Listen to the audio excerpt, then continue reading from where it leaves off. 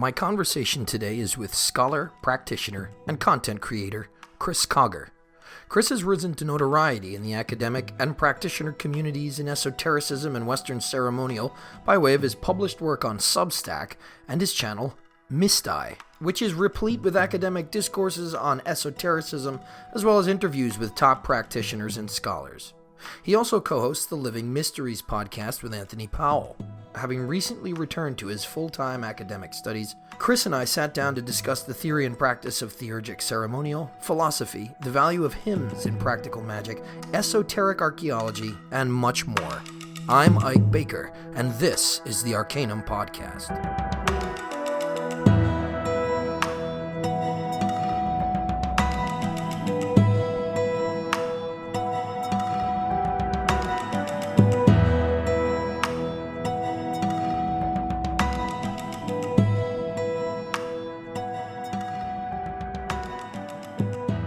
Chris Cogger is here with me, host of the MYSTAI channel, which is doing great things. And recently, I think, you kind of did a soft relaunch a couple of months ago of your channel? Pretty much, yeah. So I did a first round of interviews. God, I'm trying to think now. It was 3 years ago, 4 years ago, when I was like 19, believe it or not. It's crazy. Wow. I first got out and started doing my first round of interviews. Um, and I kind of went quiet for a while. I went quiet for a while after that, and then it was it was a few months ago. I sort of did a relaunch because I essentially decided to officially go back to my master's and get back into grad school. And initially I kind of came into it from thinking about, okay, well, it'd be great to sort of do a new round of interviews and do that kind of thing. That's kind of where I was going with it before. And then it kind of ended up expanding into a really interesting one where, because I was kind of going over a lot of my old undergrad material and a lot of my old papers that I'd written and everything to get back into the swing of things for masters and everything. As part of my kind of revision, essentially, I started going back over all my Greek archaeology notes because I'm kind of going back into some Greek heritage a lot and all that kind of stuff. And I kind of just had the idea, I was like, it would be really interesting and I think very valuable for people if I basically just converted what was all of my lecture notes from like four years at undergrad into a YouTube series, essentially. We did a whole bunch of different cultures and things when I was at undergrad. I was like, well, there's a hell of a lot of discussion around Greek stuff nowadays. Like Greek is, especially in Western esoteric tradition at least, is very popular right now. So like it will be pretty good to kind of contextualize the history and see where everything's coming from.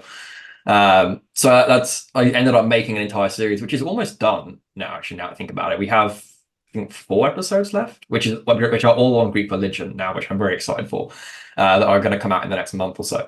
I basically ended up converting, like, where the genesis of that whole idea came from. I ended up converting what were originally all my lecture notes and all my research notes from 4 years of undergrad into the YouTube series, essentially, and then just put it out in more videos because I just wanted to make information on decent archaeological scholarship accessible to people for the most part.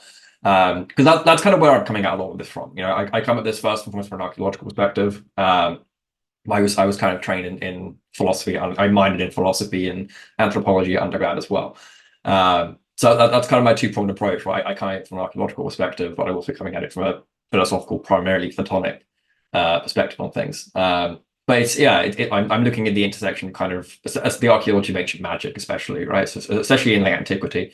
I'm doing a lot of work with just defining, conceptualizing magic and ritual in the archaeological record and how we deal with that in different cultures and that kind of thing. And also just like what it means to study esotericism academically as well. It's an interesting kind of debate that's going on at the moment because esotericism is a relatively new field. It's only been around in the academic corpus at least since like the late 80s, maybe 90s. And it's still in its infancy, and there's a lot of interesting kind of overlaps and ways we can kind of work with it and incorporate things into different perspectives, I think, which is going to be really interesting for the coming couple of years that are on the way. I think that's a new way that's coming in. Yeah, it's been really exciting actually to see, frustrating in some senses, but mostly exciting to see the academics sort of entering into the dialogue here. Mm. But so you've kind of pivoted a little bit and you've incorporated this more academic archaeological study, which is, I think, fascinating, because there's always a little bit of anthropology there that's just is just necessarily present. But how did the channel start, right? Because it wasn't necessarily an archaeological focus to begin with. What was the impetus behind it? Like what made you decide, hey, you know what, I should start talking about this stuff. Mm. Yeah, I've asked myself the same question a lot of times actually. But, it really started with like the shelf behind me actually was a major impetus. 'Cause I ended up kind of going through tons of Platonic scholarship and then tons of obviously Western esoteric scholarship, whether it's around Solomonic traditions or anything like that, medieval magic. And I amassed a pretty decent sized collection of books on Solomonic conjuration, all that kind of thing. And also just people in general, just scholars, practitioners, people who I thought was really interesting and all that kind of thing. And I kind of said to myself, I was working through it, and I try to approach it as best I can in a scientific method kind of manner. And in doing that, there are inevitably questions that arise around practice, like where do certain things fit in, what's the relation to the hours, all this kind of thing. So I ended up kind of having a sit down with myself one day, and I was like, okay, I want to set a goal for myself by a year from now, so like 4 years ago, where I have at least in some manner built a personal relationship with or interviewed in some capacity every single author on this shelf in some degree of or whatever or have some kind of working relationship with every single author on the shelf. And I did that by the end of the year. I was like a 19-year-old kid, and I was like, right, I'm going to do it because I love all these authors. It's really incredible. They're all amazing. And to this day, like I still look back and I'm like, it's still wild to me that I even actually was able to do that like within the space of a year. But pretty much almost every single author on that shelf I now either am personal friends with on Facebook. I have them on like I have their phone number, I have their email address, I have some kind of capacity, but I'm in touch with them or I've had them on the channel in some degree. So I and the initial impetus around it was like I just wanted to I wanted to talk to them for my own, like from a purely selfish point of view, for my own benefit. I had questions in working out their methods and their scholarship and whatever they were doing. Like I want to talk to them, but also just to kind of get their insight into what's going on in their lives, how their perspectives changed, in terms of what's been going on the entire time. And then at least that was the impetus around the first wave of podcasts, and then the second wave of podcasts, it was the soft relaunch that we just did. And that came about because I started talking to Anthony, so our mutual friend, and he was kind of encouraging me to relaunch it and start a new series and all that kind of thing. But in another way of speaking, I ended up rewatching a lot of his early podcasts, especially from when I was a kid, essentially. And I was looking at it, and like there was just the biggest level of cringe on my part. I was like, this is just I suck so bad at interviewing people, right? Like I thought it was terrible. Looking back on it, I was like, so I wrestled with this whole idea for a couple of months. But like, do I actually just take the entire channel down? Do I just take down all the old podcasts? And but then I ended up getting a lot of really positive responses from people when I reached out to them again. I was like, how do you think the interview went? How do you think it went? And everyone loved it. So I was like, okay, cool. I'll keep it up, and people still engage with it. But I was looking back at it on myself. I was like, there's so much I have learned in 3 years, 4 years. So much has changed in my life. So much of my perspective has changed. It's matured a hell of a lot more. And I wanted to kind of do like a retrospective. So I basically then went back and looked through all the podcasts that I originally had, all the interviews that I had, and I got to pull back on essentially like 3 or 4 years later to do just a huge retrospective. I'm like, good, how have things changed? Let's sit down, let's have another conversation. Let's see where things are at. And like even from a purely selfish perspective, I can kind of rehabilitate and redeem myself as an interviewer, which I think I have done fairly successfully well. But yeah, it was though that I mean, and it's always one of those interesting, consequences and problems that you get with online work. Like the videos that you hate the most often end up being the most popular. The ones where you think you're the most cringe and like you want to take down the most end up being the ones that everyone knows you for. At the same time, then it becomes very hard to kind of shake that perception in the public mindset. So I don't know, like it's also an effort to kind of shift my public identity and persona, I guess, in a manner of speaking. Yeah. Yeah, it's interesting because now we have these things, right, where it's like we can go on the record and say certain things, and we Mm. can, do certain things. And while there's no more, localized or regional stupidity, everything kind of goes global. Um, at the same time, we can take it down. So Mm. it's really interesting to me the fact that, like, okay, people, look at people in our position, maybe like, several hundred years ago that were writing books on this stuff. And so how much time they had to spend, we talked about it on last week. I was on yours and Anthony's podcast, the Living Mysteries podcast, which is a great podcast. And talking about the idea of, like, perpetual apprenticeship to a greater or lesser degree. And people would write books and they just kind of be out there, if they got published. I mean, there wasn't the extent of distribution and printing that there is nowadays, but still, Sure. we'd find it kind of out there in the world, whereas now we can take it down. I think a lot of that has to do also with it kind of fits perfectly hand in hand with how much information is flying at us daily, Mm. how much is available at our fingertips. Like even that bookshelf behind you, you got to wonder how much was available on esoteric, on the different kind of little, niches of esotericism back in the day. And so we are kind of like, as podcasters, as people that are putting stuff out there, we are surfing this very strange wave. And at any minute, right, it could just kind of come down anyway, whether we decide to, or whether, whatever it is, the we are somehow violate community standards, and boom, your channel's gone in a day. Yeah, So, it's forever interesting to me that I'm still waiting for my first copyright strike or my first like YouTube infringement that hasn't thankfully come yet. Which I'm very surprised I haven't gotten in some capacity, whether it's with accidentally using the wrong kind of music or whatever it is. I haven't got anything thankfully yet.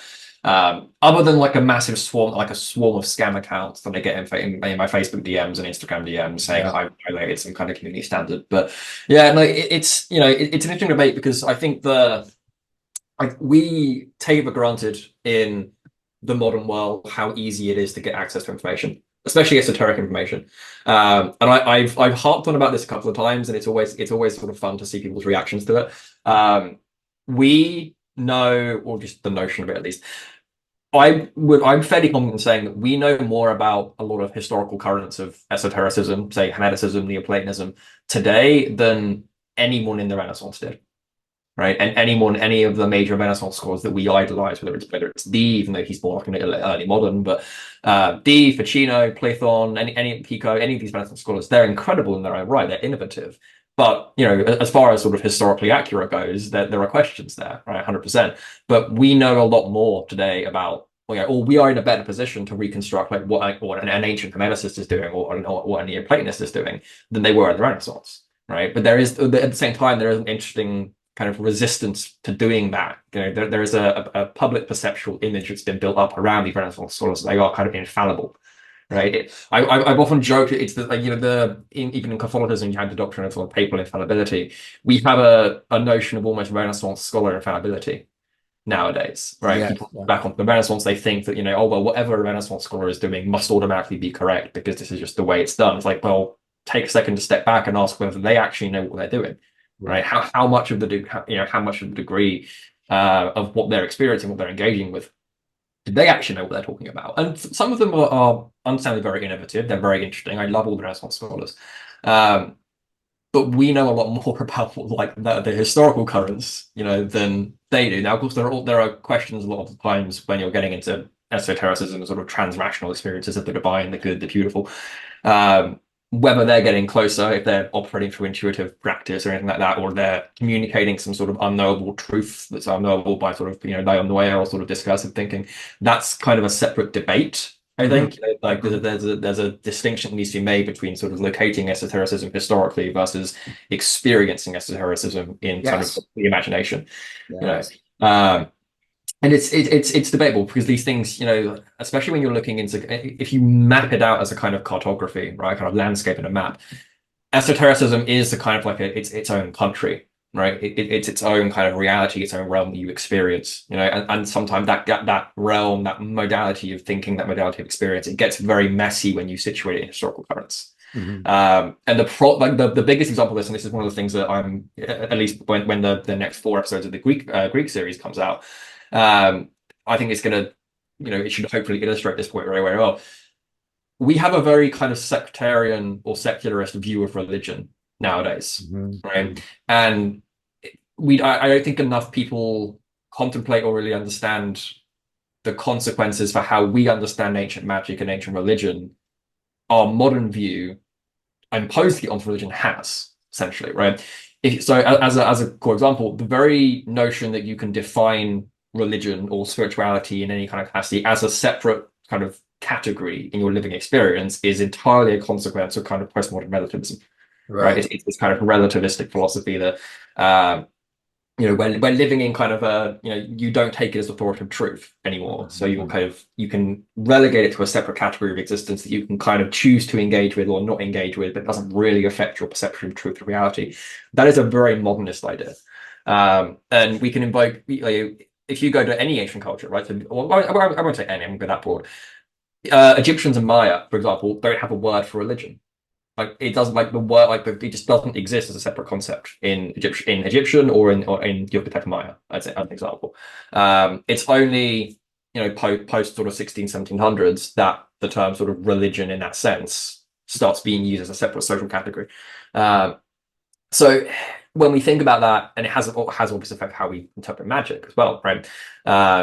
Because how when people are engaging this kind of thing, like I see this all the time in kind of popular occultism and on online occultism, people treat their spiritual practice a lot of the time as one of those, just another thing that's in the category of existence that they can somehow just kind of slot into their life when they feel like it. It's not something that they have to live by. It's not an authoritative truth.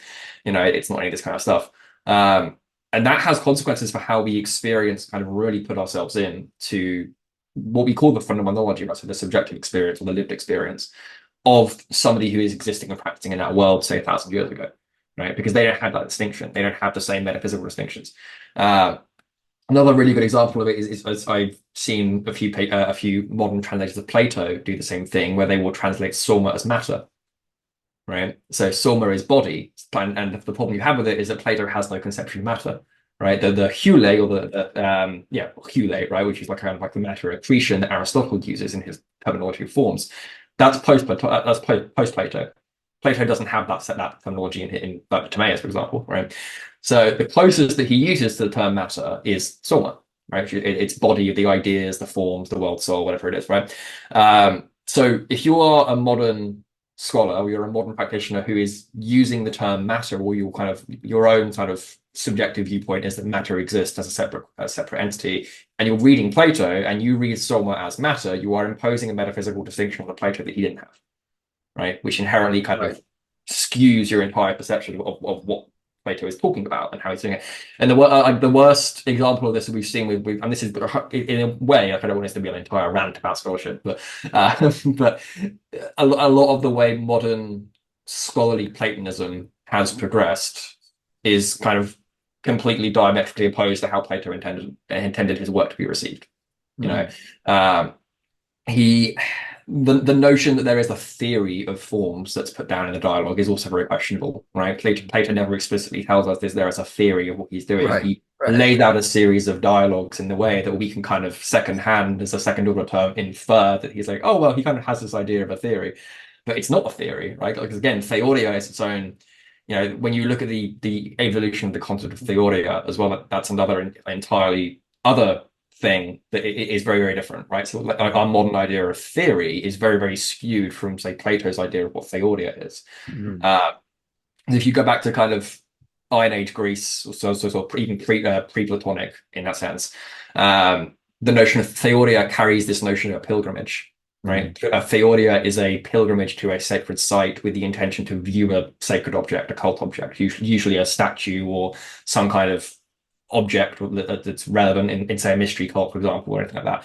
Theoria is the term that's used for kind of a pilgrimage to that place. When it gets to Plato and the term kind of evolves and gets kind of redefined, the sacred object that you are journeying to view becomes the forms. So the forms themselves become the sacred object. So therefore, theoria as a kind of theoretical journey, it becomes a journey of contemplation to the forms, and you are viewing the form of beauty. That's the point of kind of philosophy in Socrates' sense, right? But that's, this notion that theory is a kind of journey towards viewing or journey towards contemplation is very lost in the modern rendition of theory. So when we talk about a modern scholarly Platonism, we slip into, and people like Greg Shaw talked about this, we kind of impose a metaphysical dualism on Plato that arguably isn't really there in a manner of speaking, right? Like especially in his kind of notion of the world soul in the Timaeus, everything's this kind of unified thing that exists within the world soul and the ideas and such. Um, but it's a real doozy, because when we end up imposing this kind of metaphysical dualism onto Plato, it ends up questioning the entire line of what we mean by thinking and understanding in Western esoteric thought. Or do you know, obviously, it's the Western intellectual tradition in general, because when you get to the early modern philosophers, they redefine reason sort of through the lens of materialist rationalism, essentially, and it completely skews what we mean by reason, right, or rationality in general. And that, to a certain extent, has also it's had this working effect that, especially because the West sees itself as kind of the heirs of the Greek tradition, and the Greek tradition is very kind of regimented, scientific. It's absolutely no mysticism whatsoever. It's very kind of E.R. Dodds claim back in his day. And when you start doing that, when you start sort of looking at that kind of thing, it falls apart very quickly when you actually situate what the Greeks are actually doing. Right, when you realize that religion can't be separated from politics or economics or social trends and all that kind of thing, and it influences each other.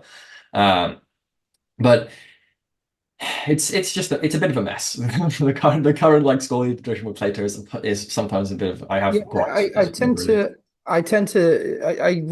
began consuming the Platonic dialogues at a very young age, and I didn't do it in any formal class setting, so I didn't have anybody to tell me sort of framing my perception of this thing. And so just over years and years of revisiting them and things like this, and going through them in detail, there is a lot that the scholarly mind, the academic, the way that it's situated, the paradigms it has to espouse in order to sort of continue, will kind of, like to your point earlier of affecting the subjective experience of it. It will affect the subjective experience of the reading. You'll constantly, retrospectively reinterpret things from your reductive or positivistic sort of filter.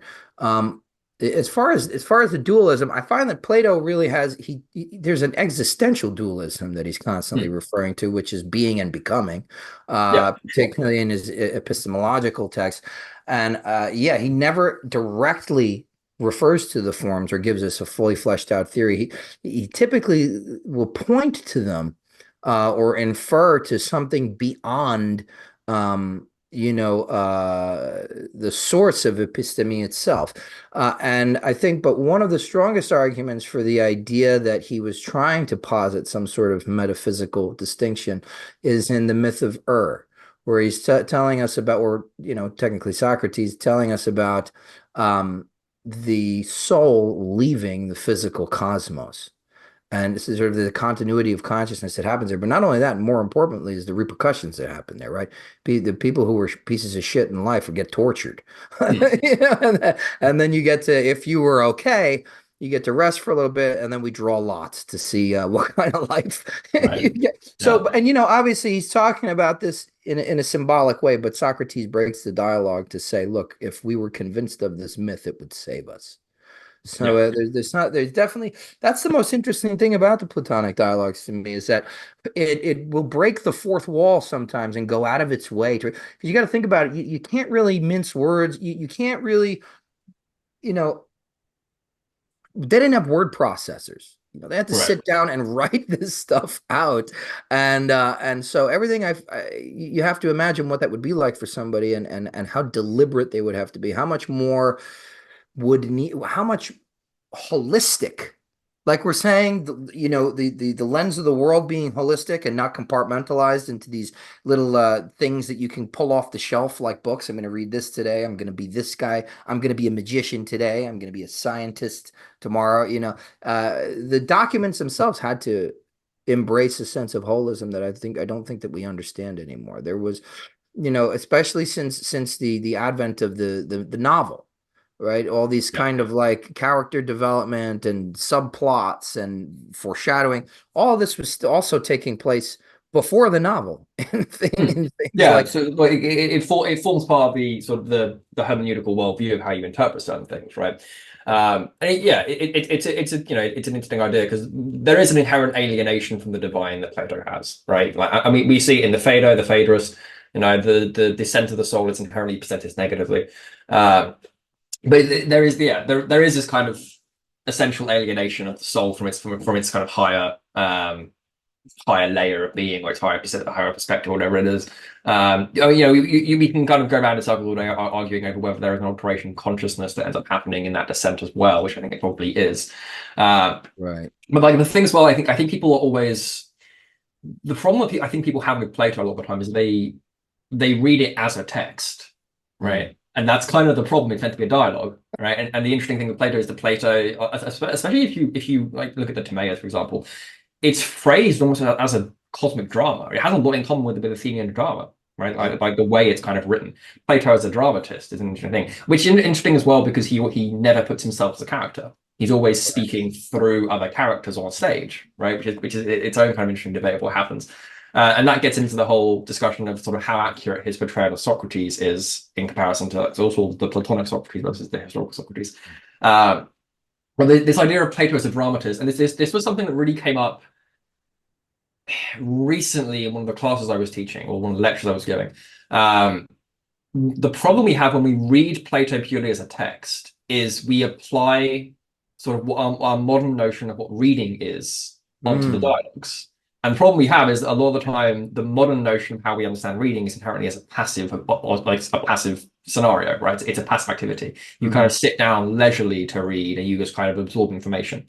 The question, at least in Plato's mind, I don't think that's how he would have intended us to read his information, right? There are numerous suggestions, generally speaking, that the dialogues themselves are sort of intended to be this kind of, I don't necessarily want to say mental, because I think even isolating the mental faculty away from a soul faculty is itself even a modern distinction. But right. little internal, the bounded inner self, the inner perception. There is a sense that these dialogues, and this is on full display in like Iamblichus's curriculum as well. But there is this sense that the dialogues themselves are a kind of perceptual pharmacon. Right, that philosophy is a medicine for the soul in the same way that herbs or whatever are a pharmacon for the body, right? The problem you have is that concept is completely missed if you read the dialogue passively, right? A dialogue it's meant to be dialogue, and there is a sense that there is the self dialogue. You also you're engaging dialogic thinking with yourself, but also engaging it with other people, right? And this is something that I've done in a few of my lectures, right? In order to truly understand what Plato is getting at, the dialogue almost has to be read as a dialogue, right? It has to be read with multiple characters. It has to be acted out almost because it is intended. And to a certain extent, this is also true for some other sort of ancient philosophers. Hermetica is a very good example of this. What we call the kind of the philosophical tractates, essentially, our modern version of philosophy as this kind of purely theoretical armchair abstract pursuit is arguably a wrong interpretation of philosophy, right? And I'm sort of thinking down the line, sort of Pierre Hadot, Alcazar Chavez, all this kind of amazing Neoplatonist scholars. Although Hadot was mainly working with Stoic and Epicurean. But there is this idea that philosophy itself is supposed to be a spiritual exercise, right? The reading dialogues, engaging with the dialogues, they are themselves pharmacon for purifying or sort of curating the mind and helping you kind of handle the passions. Essentially, right? Understanding self-knowledge. It's also the reason why Iamblichus positions Alcibiades as the first one in the curriculum, right? It deals with self-knowledge. When we read them as purely theoretical dialogues, it takes the practical element away, right? Because we view them as inherently kind of passive objects that we're reading, just like, as you said, like as novels, right? But what they're doing is they are expanding and contracting or altering kind of our hermeneutical horizon. Right, they are messing with our perception. They are purging our perception of certain mental assumptions and things like that. And this is kind of we see it in we were talking about it on the podcast the other day, right? We see this in Theetius with sort of the whole, he demolishes what is essentially kind of moral relativism. He goes, well, if your truth is as valid as my truth, and my truth is that your truth is bullshit, exactly, then we're both right, essentially. And that's not a way of sort of acquiring any kind of knowledge. But like the art, like the interesting thing with it is when you know that whole aspect of kind of the practical element of like when you read the theatres in that context, it seems abundantly clear that it's like the context of it and how it's working is it's meant to be a kind of mental pharmacon, right? It's purging that kind of negative or that false opinion, right? And this is kind of it's the basis of kind of the Socratic alincus, so it's the right method that leads to aporia, right? So aporia is this kind of confusion, this kind of reflection of state. You attain Socratic aporia through engaging the method, through engaging the dialogues in this kind of way. And there is an argument, I think a very strong argument, that we have completely missed that. We have missed the practical element of philosophy. And it's even more so in if you look at Hermetica, for example, right, which is like one of my areas of specialty. There's been a lot of discussions in the 80s of dividing philosophical technical Hermetica, right? The technical Hermetica are the stuff that deal with magic and alchemy and astrology and all the stuff that is generally kind of thrown out the window, that no one really gives a shit about, a lot of the time, at least since, the 50s and 60s. And the theoretical Hermetica is the more kind of theological, philosophical texts that are more respectable. And even though Father Twister essentially argues they're Greek sort of banalities or knockoffs, it falls down, that distinction between what's the distinction between theoretical and practical texts. It falls down completely when you understand that theoria is an inherently practical endeavor, right? You have to actively contemplate, you have to actively engage what you're reading in terms of, I've adapted sort of Catholic Lectio Divina, right? So sort of reading scriptural basis and then contemplating it and turning it over in your mind.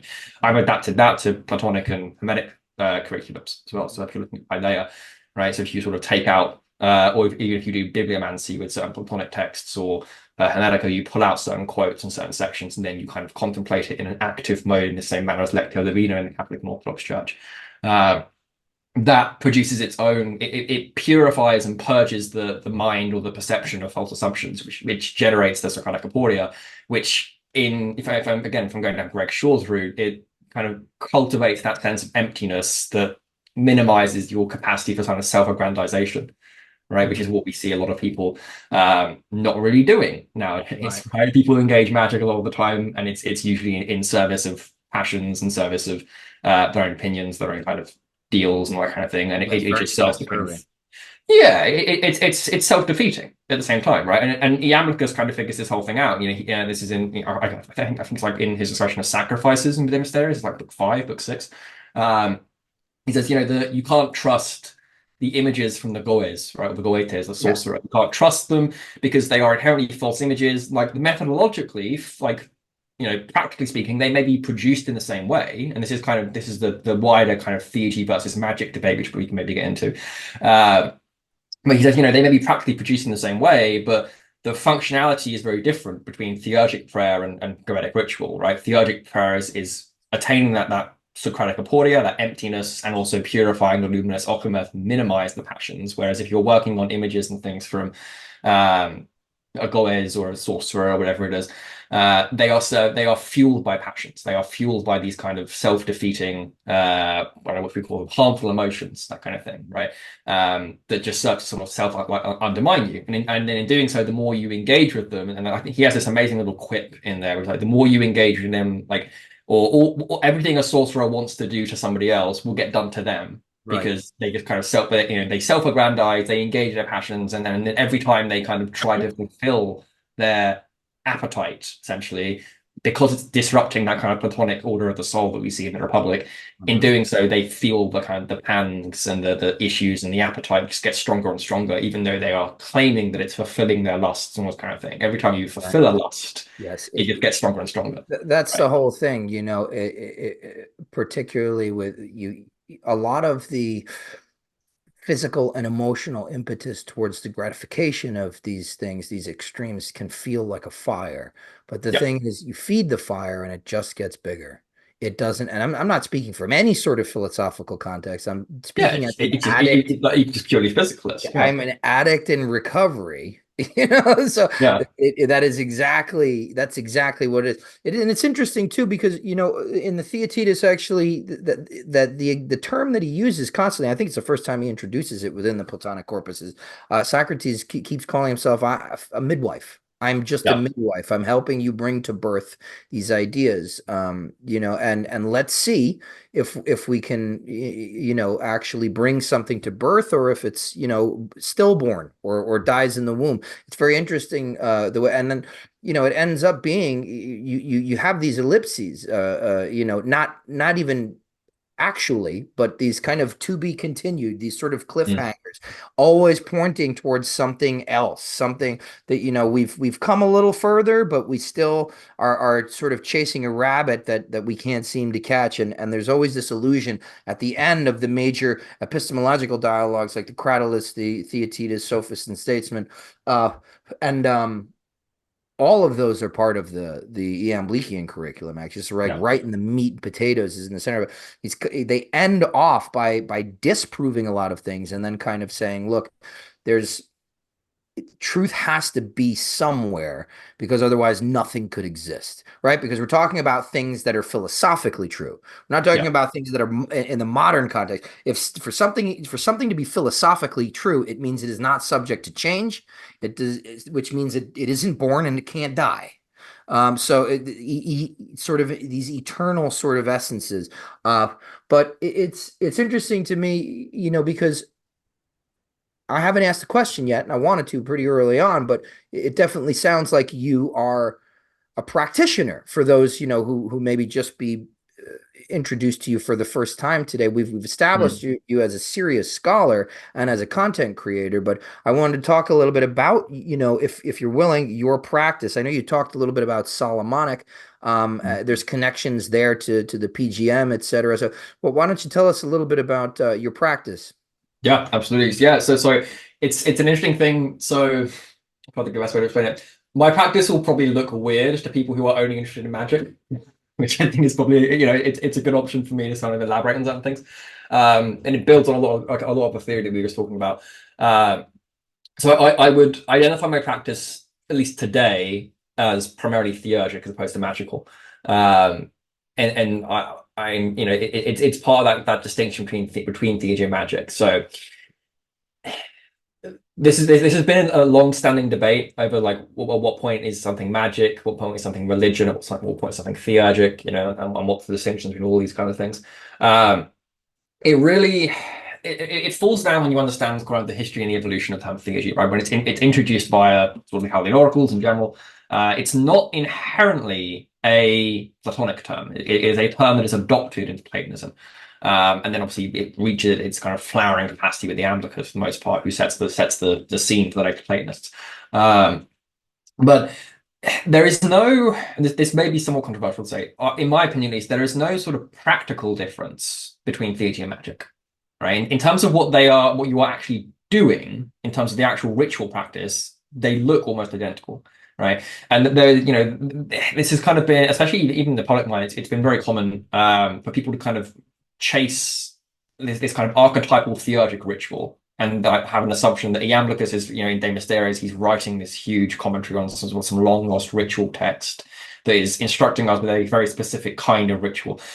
I think, in my opinion, at least, when I read De Mysteriis, that is the wrong way to approach it. For me, when I read Iamblichus, he is essentially, as well as presenting us with a kind of philosophical paideia to the purification of the soul, he is presenting us with what is essentially a philosophical and scientific rationale for ritual. Like, how to do ritual philosophically, right? And that is kind of what theurgy essentially becomes. It is a philosophical justification for ritual practices that are going on in antiquity, right? You have all these kind of interesting people that say the PGM authors, for example, they are doing all these kinds of things.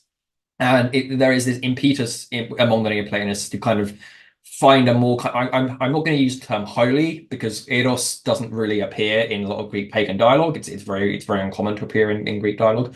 But kind of legitimate or kind of philosophically informed magical practice, right? And theurgy is it's a way of like incorporating those magical practices and giving them a philosophical justification, essentially. So I often like to describe theurgy as ritualized philosophy, right? Or philosophy given action, essentially. Some people may disagree with me on that, but like there is a debatable thing where if you look at PGM, for example, any of the spells in the PGM that are headed as prayer or logos, for the most part, they would, I think at least, be qualified by iamblic as theurgy. Right. So any of the spells or prayers that are headed with logos or invocation or prayer or whatever, they could stand as theurgic prayers. It depends on what you're intending the functionality to be, right? So in my sense, when I'm performing invocations, when I'm doing the kind of things, I am reenacting demiurgy. Right. I am as far as I'm able to, purifying aspects of the soul, purifying aspects of perception, engaging relationships, introducing myself to leader gods and that kind of thing in terms of the Proclan hierarchy in that sense. And in doing so, Iamblichus's justification for sacrifice offerings is that it brings us, or it kind of invokes a kind of symmetry in the soul, right? Rather than sacrificing for their own ends, because the gods, as immaterial first principles, they are unchanging. Therefore, you can't kind of get, they don't have whims, so you're not going to get them on your side or not, like that kind of thing. You can't anger or anything kind of God in that sense. But you are in doing it, you are kind of recreating demiurgy. You are stepping into that sphere of being, and you are also aligning the soul with a kind of symmetry that is endowed with divinity, right? And in that sense, it is the ultimate goal is the purification of the Okhama, right? It's the purification of the luminous vehicle of the soul. And like where I think again, where a lot of people sort of trip up with theurgy, in my experience, at least in my understanding of philosophical theurgy, it is a gradual culmination towards the divine, right? I think at least wrong to consider it as a kind of, you do one single ritual and then there is one universal ritual that unifies you to the god, or there are a series of rituals that allow you to kind of, I don't know, astral project, go up through the planets or whatever. Like the way it's phrased by Iamblichus and Proclus to a lesser extent, but he still does it, is that it is a gradual culmination. Right, it's working out that Platonic teleology, right? So becoming as like God as possible, right, throughout the course of one's life. And then Iamblichus says that the goal of union or henosis comes to very skilled theurgists only at the end of life. But all of life is itself a theophany of the gods, right? Like all of life is a theophany in that sense, and it is a process and a means for us to gradually assimilate ourselves to the divine, closer and closer in different aspects, different capacities of our lives, right? And this is why, for the Iamblichus, for example, he starts with the curriculum rather than the ritual, right? He starts with the curriculum of dialogues because the moral and the ethical purification is itself playing an active role in your capability to do ritual, right? Your ability to actually invoke the gods and actually feel the presence of the gods, right? Now there are discussions around whether they possess the imagination and photogorgia and all the kind of how they appear with the light and all that kind of thing, which is very interesting. And we see some evidence of that in the PGM. But the aspect that I think people miss a lot of the time, we think about purification as an example. Like if you take purification as an example, right? I can sit here and talk all day about various purification rituals that I may have, whether it be clenips, right? So the spreading of lustral, the creation, spreading of lustral water, incensing, circumambulation, all these kind of practical things that I'm doing. And there are various instances of that in Solomonic stuff as well. But for Iamblichus, there is, the underwriting kind of, or the overriding theory around how we interact with the divine, how the divine possesses us and heals us and does all these kind of interesting things to kind of purge our perception of the passions and all this kind of stuff. A lot of it is based on cultivating and increasing your own, what he called epistrophe, right? So fitness, receptivity, right? In order to produce a suitable receptacle for the divine, right? We want to make ourselves a suitable receptacle in that sense.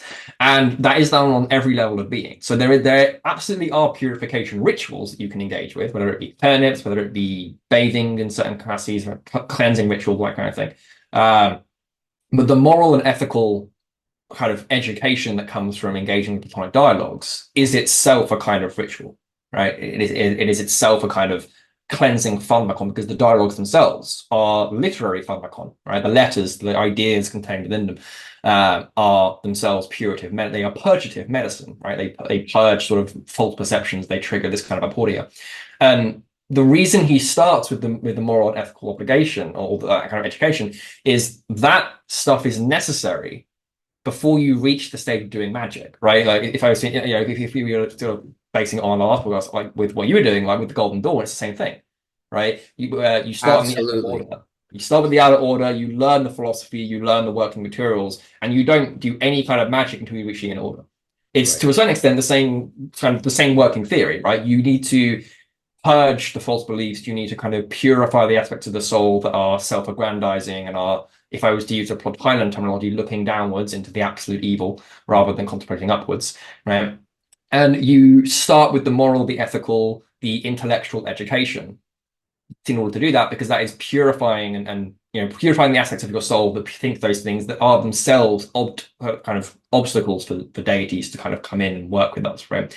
So in that sense, theurgy is inherently remedial. It's remedial to the soul in that sense.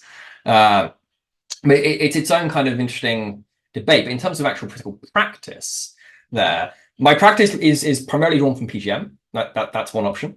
But I also draw a little bit from kind of folk witchcraft as well, or folk like British cunning folk stuff. That's not necessarily philosophical in that sense. It's more kind of adaptive, And there is a somewhat Iamblichian justification for that as well. I think it's book 5, book 6, one of the two, where he's talking about the divine administration, and he kind of goes down this whole rabbit hole of saying that we should make an effort to cultivate relationships with local deities, right? Or cultivate relationships with local spirits in our environments, because the world, the divine, the demiurge, everything is administered in a kind of perfect bureaucracy. And the way in which we can kind of come to know elements of that bureaucracy is by engaging with things like deities or whatever in different parts of the world, right? And this is somewhat also, it's echoed in Proclus as well. One of the first elements of here, I think it's his Timaeus commentary talks about it, but one of the first elements of like conducting successful hymns to deities and this kind of thing, he kind of gives us this whole justification that we should engage sort of the natural bureaucracy of where we are, right? And there's discussions about how you should understand which deities rule which lands and which people, this kind of thing, and you can engage it because it gives you an understanding of the divine bureaucracy. Proclus has a similar idea. He says that in his 5 stages of prayer that he goes through in order to conduct successful prayer, the first stage is gnosis of divinity. So you need to know the administration, you need to know the various levels of the hypostases and this kind of thing, the henads. And that in itself is a curative medicine, right? That prepares you for divine evocation. And in that sense, I kind of use that as a justification for engaging local practices, right? So I look at kind of like traditional British Celtic gods or whatever, and I map them onto Platonic principles and stuff as well. And that's been an interesting kind of fruitful thing that's been going on in my own contemplations. Yeah, my practice a lot of the time, it draws either from PGM or Hermetica into the technical Hermetica, primarily in theurgic astrology. So I model it on kind of Ficino in the Renaissance, that kind of thing. Mm-hmm. I'm reconstructing, or I'm trying at least to reconstruct a lot of what Proclus and the Iamblics are doing. So a lot of my major practice at the moment is primarily Proclus's hymns. I'm using a lot of Proclus. On the hieratic art is another interesting one. There's some practical considerations in there. And I'm kind of mapping that onto Ficino's 3 books of life and working with kind of music and ritual and sort of vowel alterations for making little daily offerings and things like that for engaging demiurge and engaging Proclus leader gods. In that sense, I guess that's a lot of where my practice is at the moment. Yeah, and you were talking about there's a couple of things there actually. It's the elemental stuff, the local stuff there in the Golden Dawn, part of going through the outer order is to work with the microcosmic elements.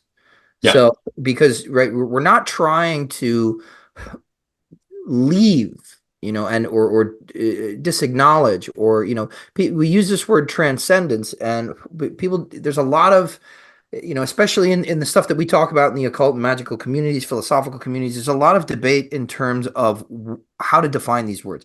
We can be using the same terms, and based off of how we understand them and what we've been reading, things like that, and personal gnosis, we can be using the same words and meaning different things. So, it kind of more of what you were talking about in this transcendence is this idea of the reclamation of holism, and at the same time, a gradual, progressive, like a sequential trajectory towards this, and that it likely will have to happen more than once, right? Like alchemical circulations, you have to keep doing them. It's never over until you're dead, and even then you're subject to some form of you have set causes in motion.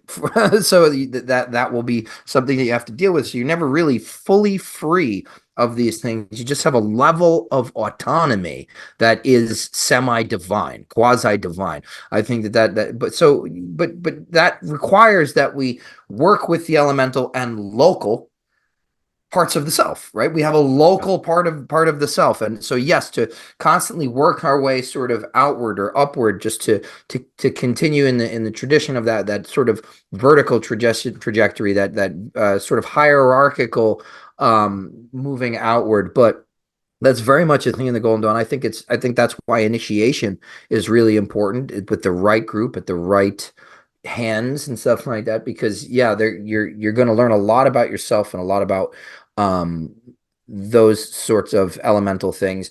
But I also think, this idea of reconstruction is very interesting. It's something that I'm also doing myself. One thing that I do want to say, I consider myself somewhat of, a researcher and a scholar as well. Maybe not to the degree of somebody like Shaw or anything like that, but at the end of the day, I don't typically find, and I don't mean to imply that you feel this way, but just for people that are going to be listening, I know that there's certain people that are going to be listening to this particular podcast. I personally do not think that older is always better. I don't think that you got to go all the way far back, and really, it's good. It's helpful to get the context. In fact, it's necessary. But at the end of the day, if you are beholden to those old methods, I mean, you're putting the tradition to death. Just as we are sentient beings and self-aware beings and have a measure of nearly divine creativity compared to other species, I think that it's our responsibility that these traditions evolve with us. We keep them living, we keep them moving, and I think that part of reconstruction is really, really dependent on that. For instance, I really enjoy what you had mentioned on the Living Mysteries podcast. So after this podcast, if you haven't listened to it, go listen to their podcast that we did last week. But you talked about you were relying on Coptic liturgy, right? It's sort of this to really base the formation of these vows. Can you talk a little bit more about that? Because I find that extremely interesting. Yeah, so to touch on the previous point real quick as well, I think the challenge people have when it comes to this idea of tradition is that tradition is stagnant. The tradition is as it always has been, and it's going to go on as it has been, and therefore there is some kind of archetypal one single ancient tradition that we can look to that's then suddenly correct about everything. And yeah, you're right. Like it is. This has been kind of the standard position even in the ancient world, especially in late antiquity. The older was better, right? Something's validity rested on its antiquity. Essentially, that's kind of how they generally considered things. The irony of that, of course, is that what we call tradition is always constantly being reinvented. Tradition is not in any sense a stagnant thing, right? We are always engaging with our relationships with tradition, kind of thing. And it's like another example that's sort of kind of my head is, before we get on to the other thing, is the kind of the explosion around sort of traditional witchcraft, or what is today called traditional witchcraft in kind of modern popular occultism. I have very mixed feelings about it, right? As a general kind of discipline of thought or discipline of practice, I am all for looking to traditional folklore and basing your practice, whatever it is, out of your local landscape and basing it off of folkloric methods and all that kind of thing. So if that's what we're talking about when we talk about traditional witchcraft, that's great, and we'll put that. In reality, what a lot of people tend to do when they trip up with when they talk about traditional witchcraft is that coming out of the 90s, the traditionalism movement essentially was kind of a reaction against Wicca, right, or the perceived failings of Wicca, especially things like taking the devil out of practice, right? So if you look at Wicca, they went to a huge kind of great extent in the 70s and 80s to sort of say that their horned god was not the devil, that he's kind of this other creature kind of thing, right? And it was a way to kind of quell satanic panic and that kind of thing. You get to the 90s and you have a group of practitioners kind of coming out of that and going, well, no, like the devil has always been an initiator of kinds in traditional witch currents, right? So we're going to kind of make our new movement where we reinvent and we'll reinsert the devil as a character, right? Which is, it's an interesting thing, but I think it's important to realize that a lot of the traditional witchcraft movement came out as a reaction against Wicca originally. And that's not saying anything bad necessarily, but it's that, you know, when you read a lot of traditional witchcraft books, a lot of the time it's kind of just like Wicca dressed up in local clothing. You know, it's sort of Wiccan theological principles that people are saying, oh no, this definitely isn't Wicca. No, you know, we're definitely not. We're very different from Wicca, but in reality, a lot of it actually is just Wicca.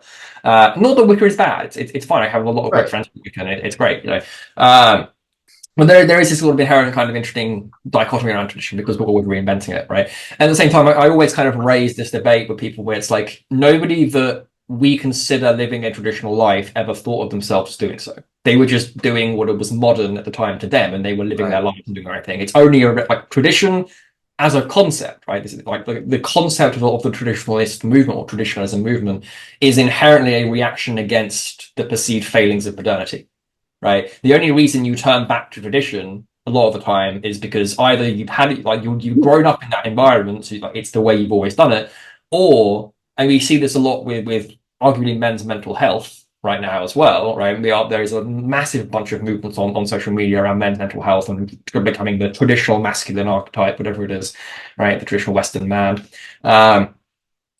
People do it because they are perceiving a failing of modernity to meet some kind of need, whether it's a need of meaning, a need of purpose, whatever it is, right? So they turn to traditionalist things, right? Tradition arguably doesn't exist without modernity to compare it to, in that sense, right? So it is its own kind of interesting failing, right? Yeah, so it's an interesting kind of idea that happened. And I had this debate fairly recently with Hermeticism, right, or in the field of Hermeticism, because a lot of my practice is Hermetic, and that's where I'm looking to a lot of the Coptic stuff to help me reconstruct Hermetic practice in manner of speaking as well. But you know, there is a lot of debate online. There are a lot of people online who are trying to reconstruct like what sort of classical late antique Hermetic practice in general. I'm certainly one of them. I will make no illusions that I'm not doing that, right? But there are a lot of people on it, and the problem you have with it is you can only follow these world systems so far before they start to sort of intersect and create friction with modern scientific notions, right? So, for example, you can. I was on a podcast with Justin Sledge, and he used this example. You can only follow Agrippa to a point, right, without being a geocentrist. Right, so unless you want to abandon modern notions of scientific sort of kind of ideas about that the Earth is not the center of the universe, you can't follow Agrippa all the way. In the same sense, we can't necessarily reconstruct and put ourselves into the worldview of a Neoplatonist back in late antiquity who thinks that the Earth is the center, right, or thinks that there is a certain layer of hierarchy. In the same way, you can't follow Aristotle in that sense, because Aristotle, physics proper or natural philosophy only applies to the sublunary world. That like the things beyond the moon are completely unchanging. They are not necessarily immaterial, but they're made of kind of the ether, the fifth element, right? But they are unchanging things because they are more divine. So if we accept the notion that things in space beyond the moon can change forms, they can decay, they can be born, then that invalidates Aristotle's perspective to a certain extent, right? I'm not saying it's completely wrong because they're writing from their own perspective, and arguably, you know, we've had this debate with astrology before. It doesn't necessarily matter that traditional astrology or even astrology in general is working from a geocentric perspective because it's working from the human perspective outwards. So it's still valid from our perspective going out, right? Jamie Lamb calls it georeferential rather than geocentric. Yeah. So in that sense, it's still valid, right? But my point is, you can only follow it so far, right? So there is kind of an abyss point that you get to where you kind of have to take the leap or kind of step back and be like, okay, well, how do we evaluate this and kind of revitalize it in a modern sense, right? And I had this debate fairly recently on one of my Discord servers around people, especially in Hermetica, it's a known meme and a known kind of debating point about the Kybalion, right? That the Kybalion is not a Hermetic text. It never has been a Hermetic text. It tries to sell itself as a Hermetic text. And there is a lot of animosity in kind of the historical or classical Hermetic community towards the Kybalion, and to a certain extent, rightfully so. Right? I'm not defending it in any manner of speaking. But it's interesting to me that there is this like vitriol against the Kybalion and kind of like neo-Hermetic traditions. To a certain extent, even against the Golden Dawn, people have leveled the accusation that it's not Hermetic in any sense, right? And there are, at this point, when you look at it, the term Hermetic has changed meaning so much that the manner of tradition and what that looks like is an entirely other debate in itself. In terms of it can mean kind of anything Orientalist at this point, anything Egyptian. But it's an interesting kind of idea because a lot of, if you try and put yourself back in the minds of the authors who wrote let's say the Corpus Hermeticum, for example, right, who are likely, if we're following Christian Bull's assumption, sort of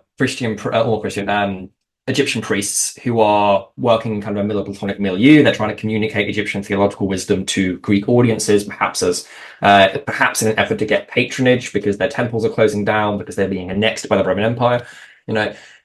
I have a feeling, and I was talking to Justin Sledge about this. I have a feeling that the way kind of conservative Egyptian priests or conservative Egyptian priesthoods who are working, they would very probably have the same reaction to the Greek Hermetica as we do to the Kybalion today, right? So, or if you think about Hermetic scholars, the same kind of vitriol, like going, wow, these guys, like, they just don't understand it at all. Like, they're saying it's Hermetic, but man, they just don't get it at all. I have a feeling that conservative Egyptian priests, when they're talking about kind of Egyptian religion, they would have had the same reaction to kind of the Greek Hermetica that we now credit with so much tradition and authority as we do to the Kybalion or to other kind of neo-Hermetic ideas, right? So it's kind of it's just an interesting debate. You always have to kind of find that line between informing your practice historically and also making it a living tradition at the same time, right? And that is always going to call for some degree, not necessarily of corner cutting, but just some degree of redefinition and some degree of kind of modernization. And modernization doesn't have to be a bad thing, right? There are a lot of ways that we can engage modern ideas and modern principles, and they are quite amenable to some ideas in general, like some ancient ideas.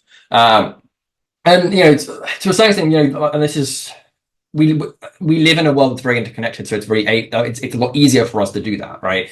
And a really good example of this, and this is something that like Jake Stratton Kent has kind of gone down the whole or went down the whole road with, is using sort of contemporary traditional religions or sort of contemporary sort of diasporic religions or folk religions as a means of kind of reconstructing grimoire spirits or grimoire methods, right? So if you think of the Western magical tradition, the extent that it is a Western magical tradition, as a kind of like a spirit-based magic, particularly the Solomonic revocation-based stuff, we can learn a lot by looking to contemporary, say, like Santeria, Sao Paulo, not Sao Paulo, Palo Santo, all that kind of stuff, right?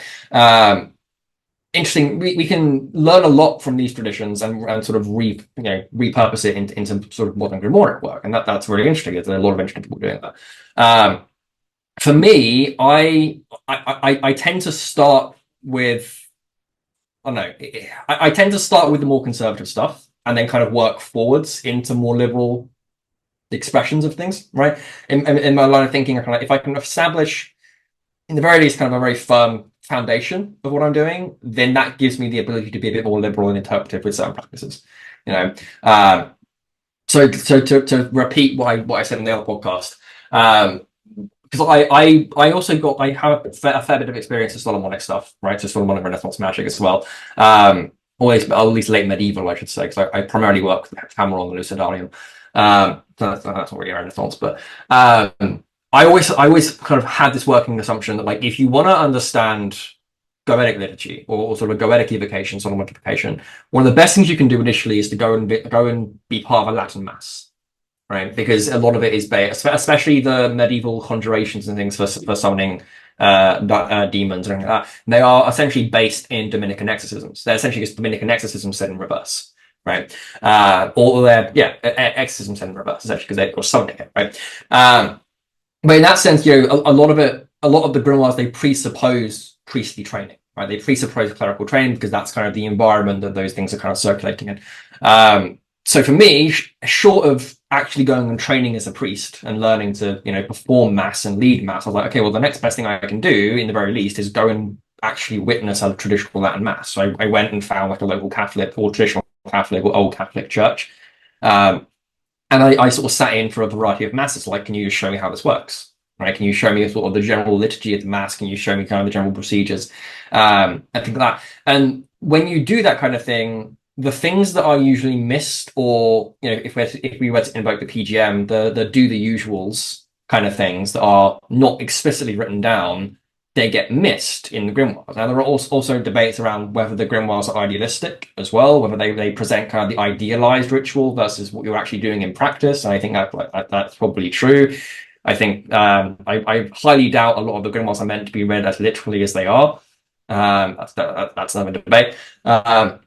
When you go to like a Latin mass, for example, you see the altar gestures, for example, right? The liturgical gestures and all those kind of things. None of that's mentioned in the grimoires, but it's presupposed if you have a knowledge of the Latin mass, right? So that was kind of my insight into doing this kind of thing, where I was like, okay, if I want to reconstruct a goetic liturgy, let's say, or I want to perform my solomonic rituals liturgically, I model it off the traditional Latin mass because that's what everyone was kind of doing back in the day, right? And then I kind of had the working theory, and initially I actually came at it from a linguistics side of it, where because me and Anthony for a while, this was a couple of years ago, we did the same thing, right? So we were looking at kind of goetic Latin mass essentially, and then we kind of had the idea of taking the principle of Latin mass, taking the framework of Latin mass, and essentially kind of rewriting the liturgy in a Platonic style or a Platonic-Hermetic style, essentially. So we were doing a kind of Platonic mass or Platonic-Hermetic mass, essentially. And it was just something that me and him did, right? He wrote a lot of the liturgy out, and we kind of put it into practice, all kind of thing. We were just kind of engaging we would meet on like a Shabbat on like Friday night or anything like that. We would have a meal together over Zoom or anything like that. I think we would just kind of perform kind of Platonic mass, where we would do readings from the dialogues. We would do kind of liturgical rituals, but centered around Platonic invocations or Platonic themed invocations, that kind of thing. And it was incredible. We were doing a great thing. And it grew out of that. And I ended up having this idea, and I'm pretty sure other people have had this idea online as well, of because there are a couple of prayers that are listed throughout the Corpus Hermeticum and Philosophical Hermetica. I kind of had the working idea, because obviously I'm trained also as a linguist, being in archaeology. I'm trained for ancient Greek and for ancient Egyptian stuff as well. I had the working idea. I was like, it would be really interesting if we were to do a mass. And initially, I thought I'll just do the prayers, and then it evolved into doing the entire mass, but doing it in Coptic. So using Coptic as a liturgical language, especially if I was constructing a Hermetic style mass, I was saying, okay, well, I'll use Coptic as the liturgical language in the ritual and see if that kind of gets me closer or gives me any kind of interesting experiences. Because obviously, a lot of the Nag Hammadi codices, or all the Nag Hammadi codices, which contain Hermetica, or the ones that do Nag Hammadi 6, is written in Coptic, all right? And all the prayers are initially written in Coptic. So in theory, if they were performing them, then they would have been reciting them in Coptic. So I kind of had the working theory. I was like, well, I'll initially say the prayer, and then I'll do the entire liturgy in Coptic, so I can use Coptic as a liturgical language, which it's still used, right? It's still used as the liturgical language in the Oriental Orthodox Church, at least in the Egyptian Church. So it started out doing that. So I kind of started out having this kind of Hermetic Platonic style mass, and then it progressed into part of my own personal practice. Every Friday evening I would meet, or I would just do it on my own if Anthony wasn't available. I would start performing this kind of Hermetic Platonic mass that we were doing in Coptic, essentially. And I was using Coptic as a liturgical language. And something, I won't go into details about personal gnosis or channeling or anything like that, because I don't think it's really very relevant at all. But something changed, right? There was a very noticeable, very palpable, different feeling and different experience that came from performing these things in their original languages.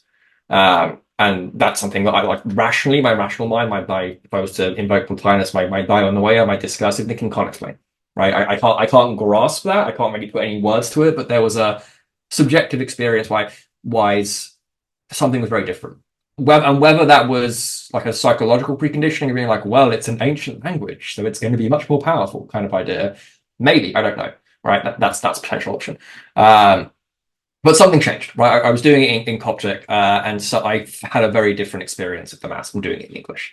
And side tangent, Similarly, if I'm doing Solomonic conjurations or Solomonic stuff, I'll perform them in Latin rather than in English, right? And I'll use primarily ecclesiastical Latin as pronunciation. Um, and that also does produce interesting differences and different subjective experiences as well. But so I had been, this had gone on for a couple of months. This was like 3 or 4 months that I've been doing this. And I was getting kind of consistent results and consistent interesting feelings coming out of this Platonic Hermetic Mass that we were doing. And then I started incorporating hymns into kind of ritual in general. And this is kind of on the back of Ficino, right? I kind of went through this whole binge thing of reading, rereading and reading again, 3 books of life. And as you mentioned in our other podcast, Ficino places a huge emphasis on music in terms of theurgic astrology. And he talks about different planets ruling different musical things, different scales, all this kind of thing.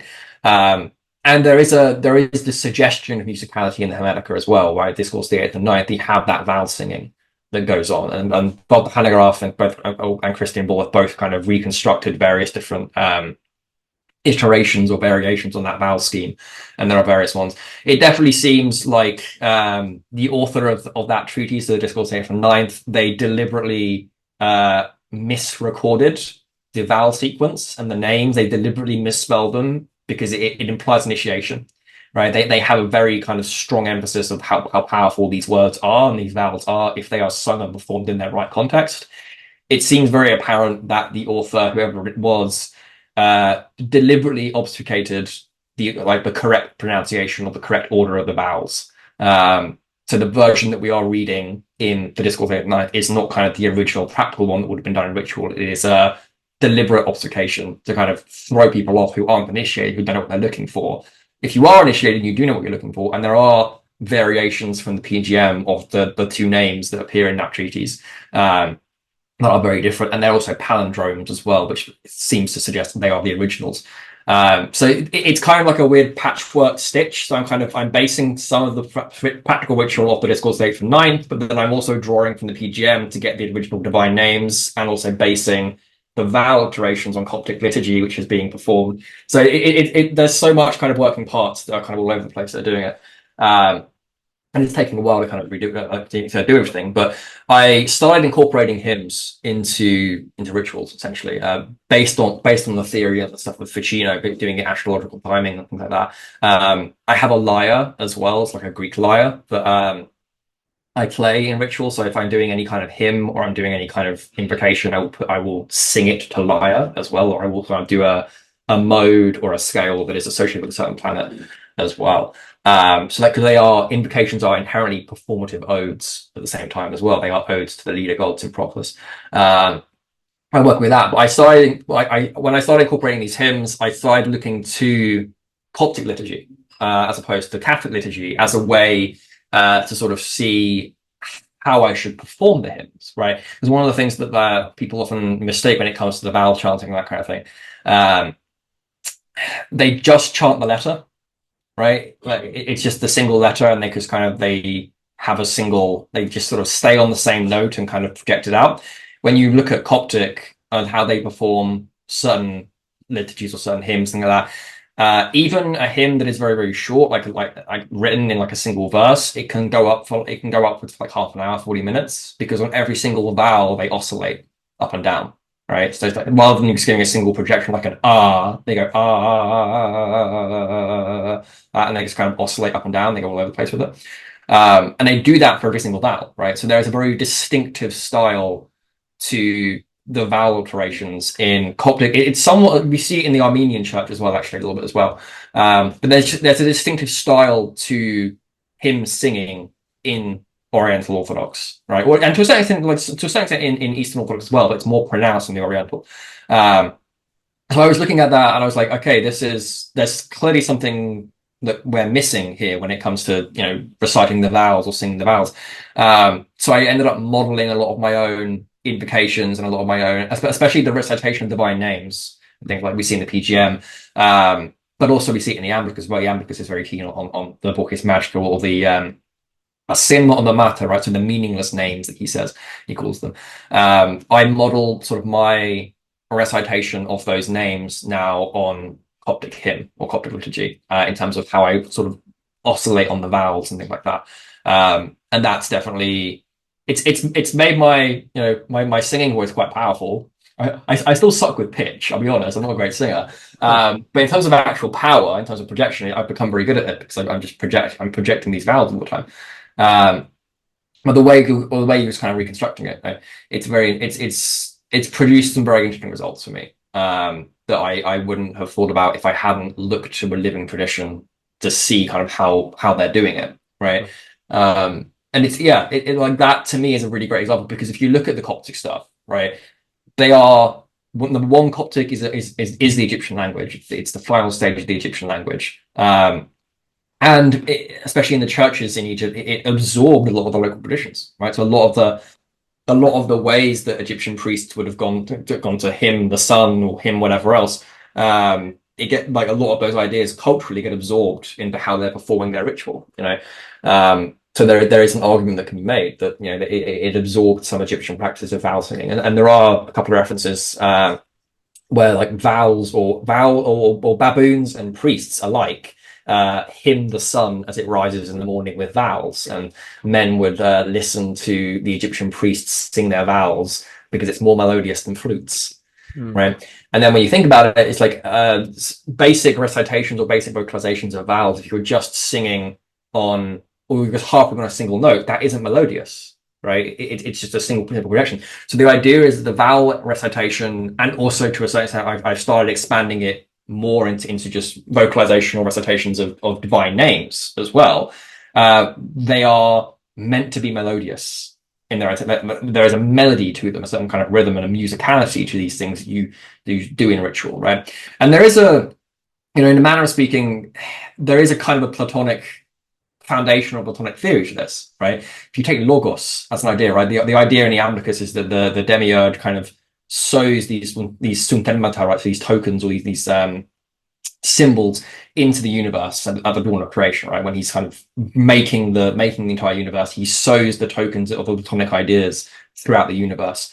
And logos is the kind of you're speaking it into action, right? The logos is speech in itself, but logos it also has the meaning of kind of oration at the same time, like whether it's funeral oration or it's something that is sung at the same time, right? So in the sense, and Proclus in his Hironic art, he really goes deep into this whole idea that if you think of kind of the various descending chains of being, right? So the Sedai, as it is in Greek, every single thing that exists within its respective chain is singing a hymn to its leader god, right? So the heliotrope, as it moves around with the sun, that's one of the examples he uses, it's singing. If we could hear the plant moving, like we would hear a hymn to the sun, right? Because heliotropes are in the chain of the sun. Same with sinotropes or whatever else, right? Like everything that exists within one of the planetary chains is singing a hymn to its creator, which is the leader of its chain. And then like this is another just a really fascinating idea, but the idea inherently with at least the Iamblichus kind of touches on it. When the demiurge is sort of spreading these suntenmata throughout the universe through creation, there is an inherent musicality to how it does that, right? The logos as an oration, the demiurge, because logos is this kind of reasoning ordered principle in reality, the demiurge is perpetually singing reality into existence, right? Like the reality is ordered and structured and rationalized by this logos, which is the ordering principle, but it's the word, it's the oration, and in that sense, it is all of reality is ordered by a sense of musical rhythm, right? Musicality, and that goes back to Pythagorean ideas about the music of the spheres and things like that as well, right? And Ptolemy, I think, in the astronomer in Alexandria, he works out, and this is in his harmonics, he works out the tones and the frequencies of the zodiacs as well, right? So the zodiac signs, he works out the various chords and the tones for different zodiac signs. So I've also incorporated that Ptolemy as well. And whether I'm working with deacons or whatever else, I'm always incorporating some element of musicality into my invocations, which is working really, really well. But yeah, that's my long-winded answer to what I'm doing at this point. That's fascinating. I mean, there's a lot there. Actually, there was a movement within the early Golden Dawn too that Florence Farr really headed up. She called it cantillating, and so she was in charge. She was in charge of instructing the order. It was a sort of a project she took on of how to beautify and write. From the root cantar, to sing, Mm. to really sing the divine names. It's interesting to me too, because I have natural training. I have training as a vocalist, so Mm. vibrato is always something that Yeah. that oscillation of up and down. That's something that comes rather naturally with diaphragmic singing, using your diaphragm to intone rather than just purely your lungs. It's just kind of a phenomenon that takes place when you have been trained to sort of belly breathe and stuff like that. But I mean, incredible stuff. I think it's a really great way. You're exemplifying. You're talking about really a really great process of using historical context and erudition and scholarship to sort of not abandon or not to restrict yourself, but to broaden the horizons of practice and subjective experience by trying lots of different things. And so, thank you for sharing all that. As we get towards the end of our conversation, as you may or may not know, everybody gets a canned question. Mhm. For anybody that's listened to this podcast today, and we've covered a lot of ground as we usually do, and might want to get into some of the stuff we touched on just a little deeper. Could you recommend 3 texts? Yeah. Well, for starters, if you're looking into kind of theurgic astrology, and especially Renaissance astrology, I can't recommend Ficino's 3 books of life enough. That those 3 books, especially that third book of life, especially is just absolutely phenomenal. It's incredible.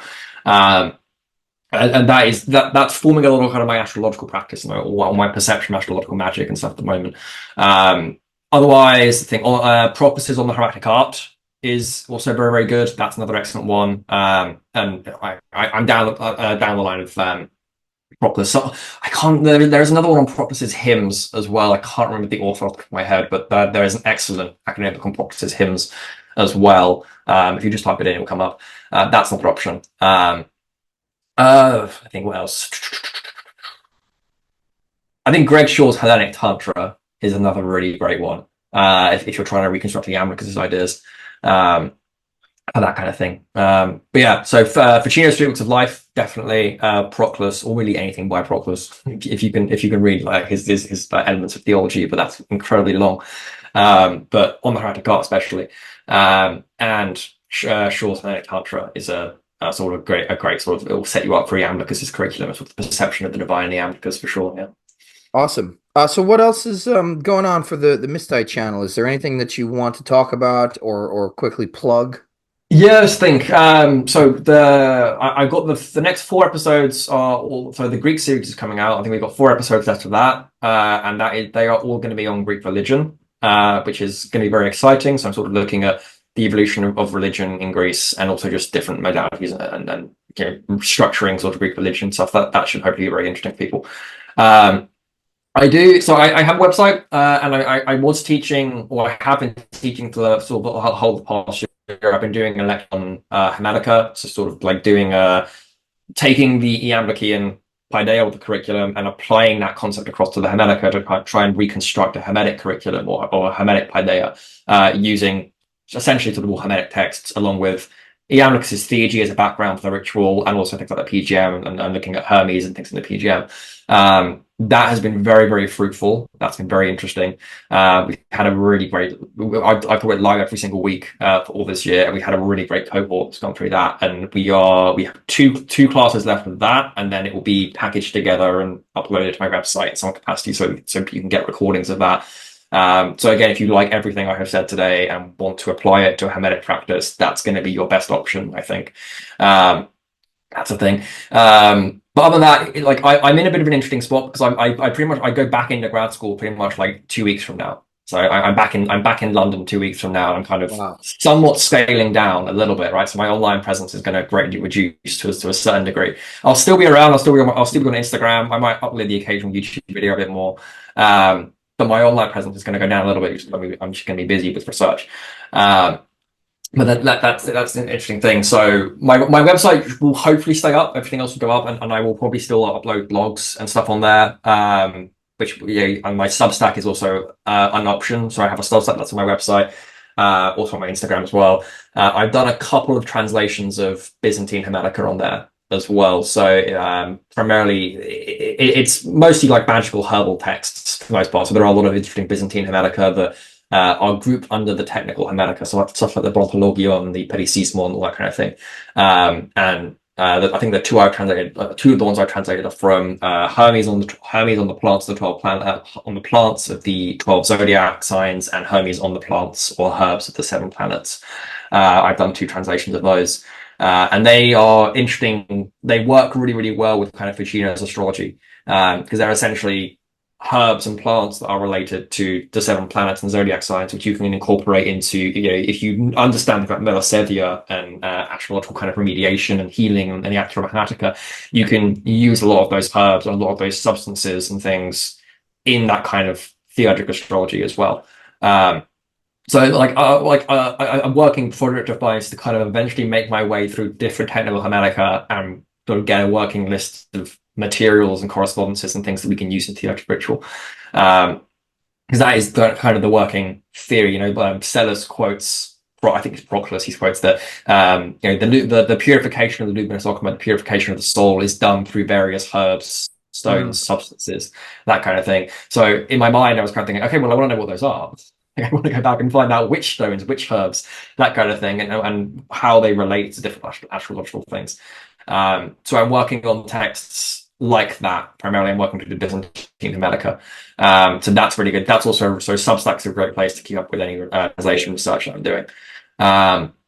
But yeah, other than that, I think that's mostly it for the most part. My website's still up. The blogs on there is pretty good. At least as far as I try to make it pretty good. Substack, and then I have, if you want to watch me lecture and stuff, I have online lectures on there as well. For those of you in London or sort of in the UK, in November, I am going to be giving a talk at Treadwell's on the topic of the Iamblichus as well, sort of why modern occultists should care about the Iamblichus.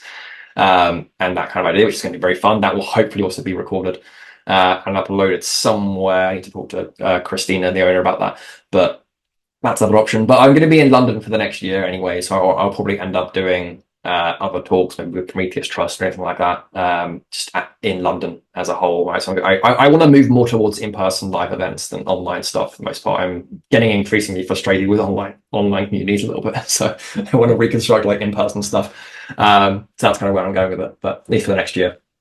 Great. All right. Well, I'm very happy that you were able to share your time with me today, and fascinating discussion. I'm looking forward to everything else that you've got going on in the future. I'm really thrilled to see what you discover and what kind of research you get into in the next year. So hopefully we'll talk to you again soon. Thank you for coming on. Absolutely. Great to have you. It's been great to have you on. Thank you.